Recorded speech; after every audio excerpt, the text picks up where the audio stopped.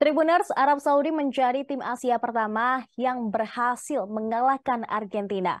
Keberhasilan timnas Arab Saudi mengalahkan Argentina di ajang Piala Dunia 2022 menjadi sejarah tersendiri bagi publik dan negaranya tersebut. Saking bersejarahnya Tribuners, Pangeran Arab Saudi Mohammed bin Salman Al Saud dilaporkan akan memberikan segunung bonus bagi para pemain timnas Arab Saudi. Bonus besar itu berupa uang tambahan sebesar 1 miliar dolar ke masing-masing pemain timnas Arab Saudi. Ditambah lagi akan diberikan mobil mewah Rolls-Royce tipe Phantom. Informasi tersebut dibagikan seorang pengusaha India, Suhail Seth, melalui akun Twitter resminya. Tak sampai di situ saja, Tribuners, Raja Salman bin Abdulaziz Al Saud langsung mengumumkan pada Rabu 23 November lalu sebagai hari libur nasional di Arab Saudi.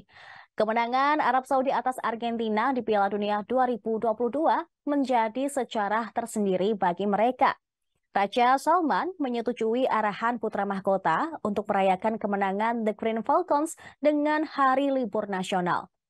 The Eagles berhasil menekuk Lionel Messi dan kawan-kawan dengan skor 2-1.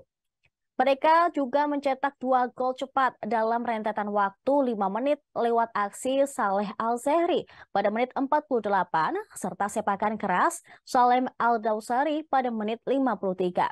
Ini merupakan kemenangan perdana tim Asia atas Argentina di ajang Piala Dunia. Namun, perjalanan masih panjang bagi Arab Saudi.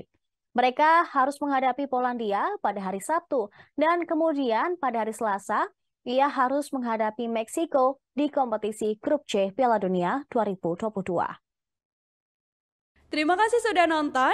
Jangan lupa like, subscribe, dan share ya.